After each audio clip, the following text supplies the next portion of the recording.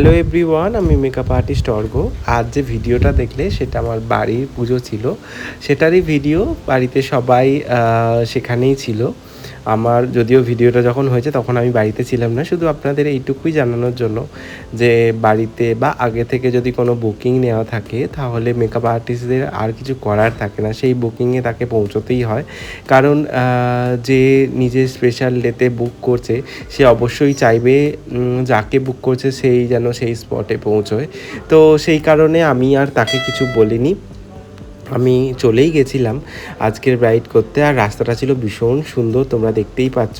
আমার call time ছিল 3টে, এখন বাজে 2:30। আমি পৌঁছেই যাব। আমার বাড়ি থেকে মোটামুটি 20 কিলোমিটার মতো দূর ছিল আজকের লোকেশন। ব্রাইডের বাড়িতে চলেও এসেছি এবং মেকআপ শুরুও করে দিয়েছি। তো চলো আজকের লুকটা তোমাদের সাথে শেয়ার করব। আজকে যে মেকআপটা ছিল সেটা ছিল ওয়াটারপ্রুফ একটা মেকআপ, যেটা আমি বেস করেছিলাম হুডা আর নার্স দিয়ে, মানে হুডা নার্সের কম্বিনেশানে। আমার মনে হয় এতে বেশি ভালো লাগে, আমার কাজটা হয় সেই কারণে। তো ভালোভাবে ফাউন্ডেশন শেড করে নেবার পর আমি ব্লাশারটা দিয়ে দিচ্ছিলাম। টাচের ব্লাশার ইউজ করেছি, হাইলাইটার ইউজ করেছিলাম ফরএভার 52 আর হোজো। আর আজকের আই মেকআপ করেছিলাম আমি সিলসের প্যালেট থেকে। তো যেটা বলছিলাম, মানুষের সব কিছুই একটা টাইমে বাঁধা থাকে, একটা শৃঙ্খলার মধ্যে দিয়ে চলাটাই উচিত। যতই যাই হয়ে যাক, নিজের কাজটাকে প্রায়োরিটি দেওয়া উচিত বলেই আমি মনে করি। তো আমার যতটা সম্ভব হয় আমি করার চেষ্টা করি, যেখানে সম্ভব হয় না সেখানে অবশ্যই আমাকেও ক্যান্সেল করতে হয়। কিন্তু আজ পর্যন্ত এরকম কোনো দিন আসেনি যেদিন আমি কাজ নেওয়ার পর সেটা ক্যান্সেল হয়েছে বা পোস্টপন্ড হয়েছে, সেটা অন্য মানে সেই তরফ থেকেই হয়েছে, আমার তরফ থেকে কোনো দিন হয়নি আজ পর্যন্ত। আর আজকের যে লুক, হেয়ারস্টাইল, মেকআপ, শাড়ি সব কিছুই ছিল আমার যে ক্লায়েন্ট তার ডিমান্ড অনুযায়ী। সে যেরকম বলেছে আমি সেই রকম ধরনেরই একটা লুক করেছি বা করার চেষ্টা করেছি। তো আজকের লুকটা চলো তোমাদের সাথে শেয়ার করি, কীরকম হয়েছে অবশ্যই জানিও।